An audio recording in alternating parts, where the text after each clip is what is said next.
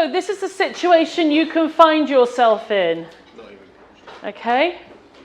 Let's just say you have fee income.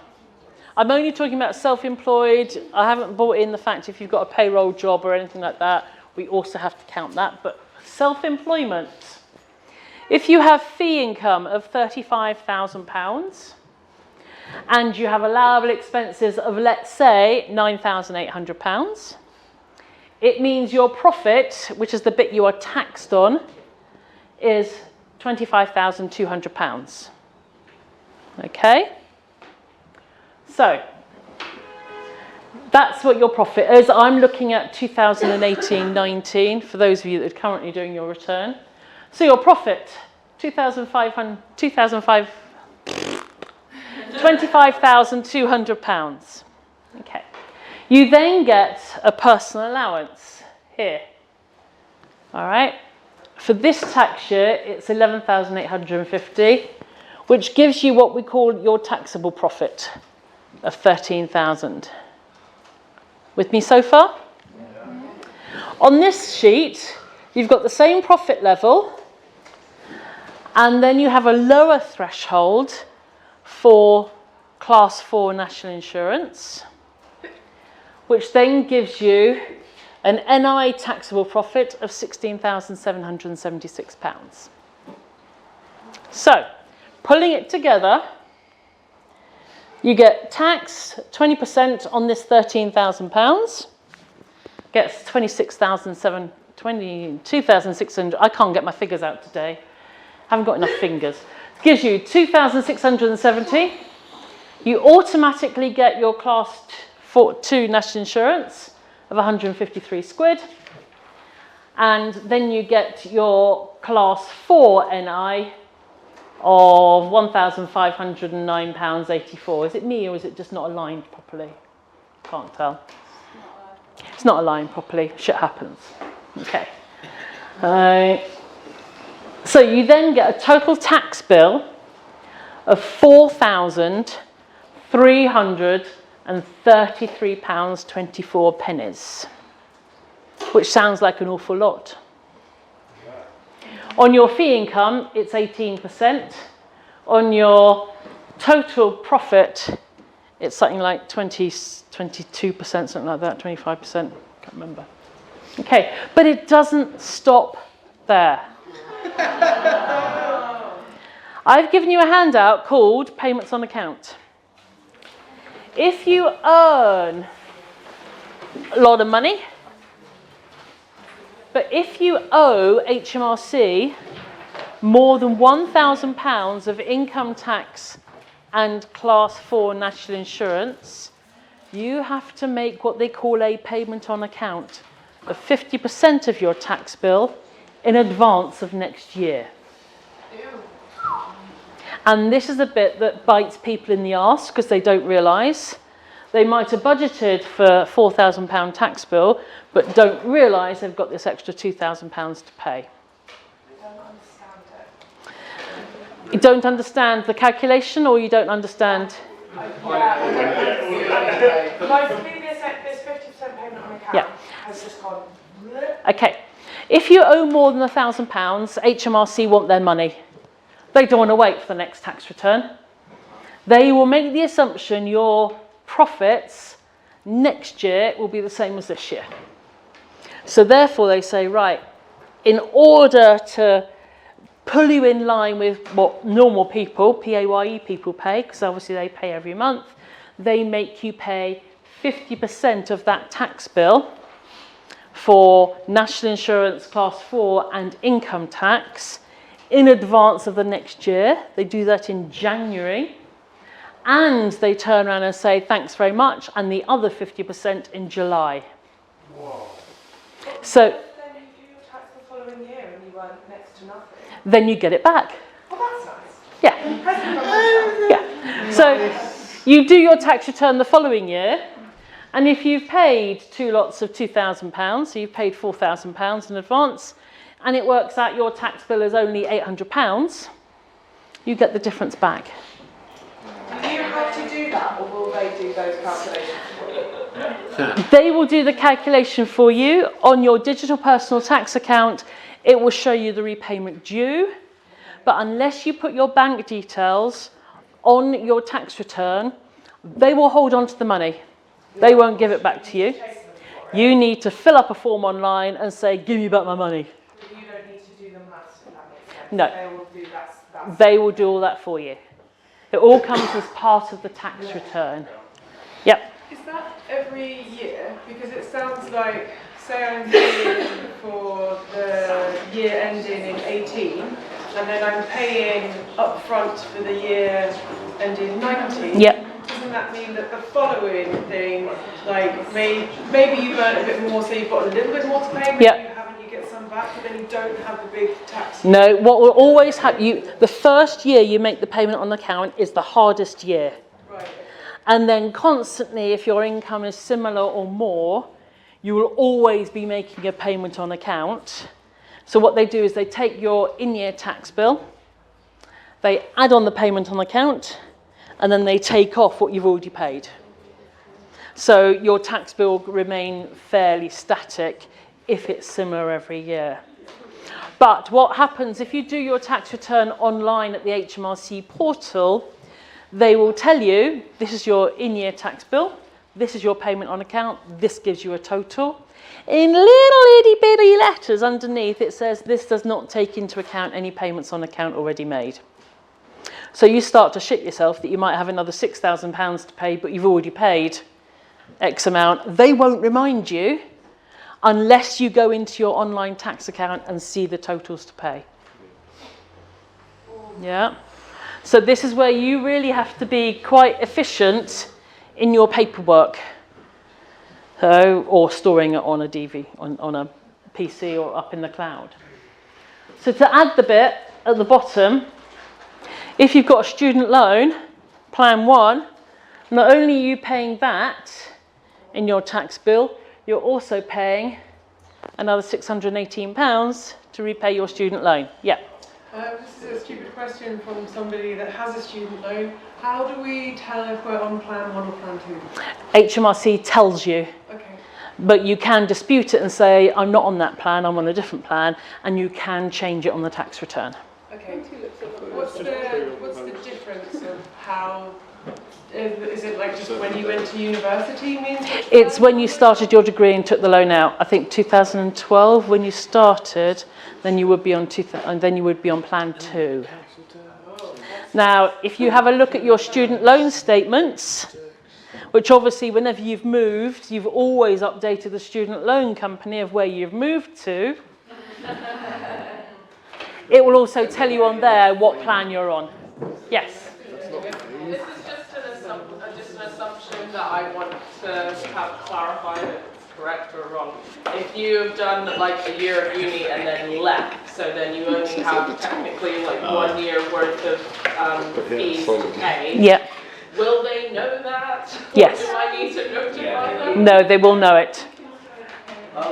Also, sort of related, if you've been out of uni if you've done 2 years and then taken a while out and then gone back, is it that the original 2 years get wiped off after the third year and then the later one gets wiped off at a later date? I believe so, yes. It is, okay. So I believe it's so. done chronologically rather than the earliest Yeah. or the latest Yeah. being the final. Okay. So that is your horror story. Okay. We get the easy bit option because the other one's just like things to take with us. It's like a table, it's got lines on it and stuff. I missed most of that. Yeah, you Sorry. preferred the Scottish in But yeah, take a photo of it if you want, but you know, you can always draw in lines on the photo. Yeah, you can pen on the screen for that.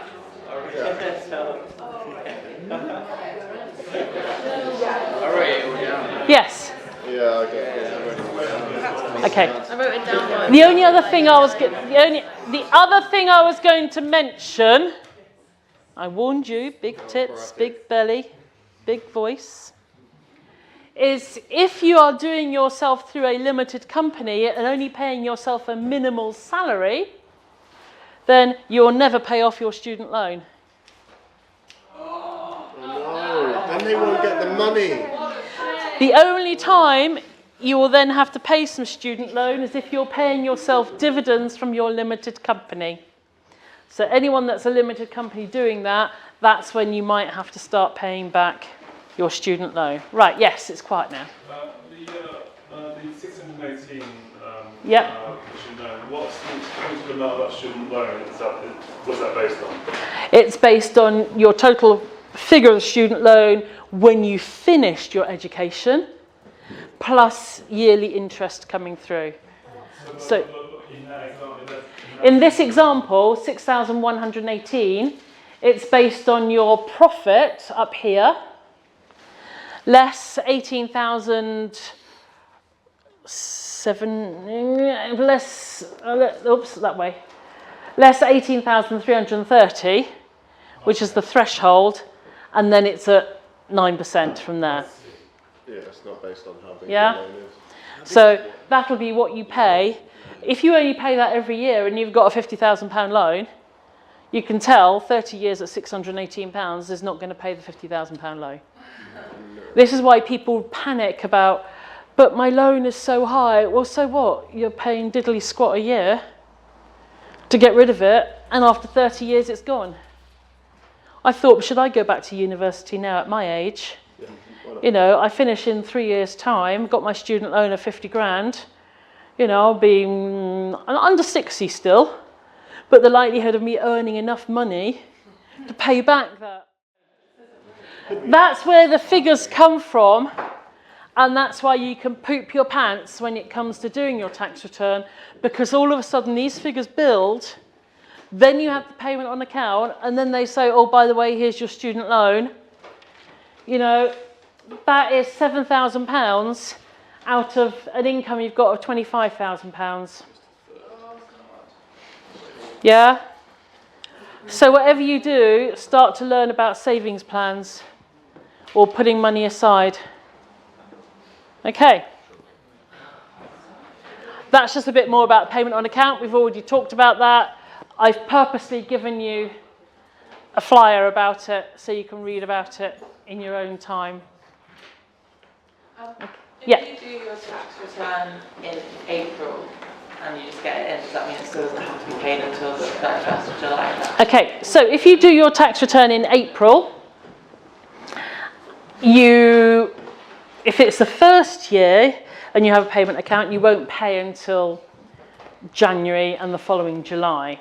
If you have already made a payment on account in the January, you do your tax return and you find out I've overpaid, you will either get it back or they'll reduce your payment on account in July. Okay? A lot of times you normally get it back. Yes? This may kind of be relevant to certain people, but if I was to start my limited company now, in the middle of the tax year, Yep. does that mean at the end of the year I would do 2 tax returns, one for half a year's limited company? Right, what you would have, a limited company has a completely different tax year than a sole trader. Okay. A sole trader goes from the 6th of April 2019 to the 5th of April 2020. I'm ignoring your sigh. So you have a normal tax year as a sole trader. A limited company has a tax year from the date it incorporated. So we're looking at the 8th of October to the end of the month, gives you the 31st of October, and then 12 months after that. Right. So you will be doing a tax return for sole trader for the whole tax year, even though it might only be 8 months worth. Okay. And then you'll eventually do a complete 12-month plus a few days of a limited company tax return. Okay, and then that would be my tax year every year after? Yes, And but you'd stop being a sole trader because you'll Yeah. put everything through a limited company. And then as a payee of my limited company, Yep. do I also do my tax returns then, or do I do it? You do it as a normal tax return person. So as a limited company, you would have a PAYE job. You'd pay yourself a salary. You declare that in a tax return. Yeah, as well as dividends and anything else you might And have. limited companies can still employ freelancers that are... Yes. Okay. Yeah. Yes. So I'm a sole trader, but I'm also want to start a company. Yep. Both taxes combined and both profits combined are both No, tax it's and different. on each. It's completely So separate. if they both earn 10 grand each, I then wouldn't have to. You would pay, if you earned 10 grand each profit as a sole trader, you would have no income tax to pay, assuming you didn't take a salary from your limited company. Okay? What if I am taking a salary? Then you take your profit as a sole trader plus the salary as a limited company. Yep. And then combine the two. The limited company does not have a personal allowance. I think there's a slide coming up, but a limited company, as soon as you make £1 profit, 19p of it has to be paid to the government. Okay? So a limited company might sound great. They have a tax threshold of 19%, which is fine if you've got loads of profit and would have been a 40% taxpayer. You're only going to be a 19% limited company taxpayer, plus whatever tax you take on dividends and salary, blah, blah, blah. So there is tax savings to be had if you are a limited company, only if your profit is about £30,000. Yes? At what point, how much money do we need to earn before it makes sense to do something like Vodafone does and do like maybe offshore? I cannot say anything like that.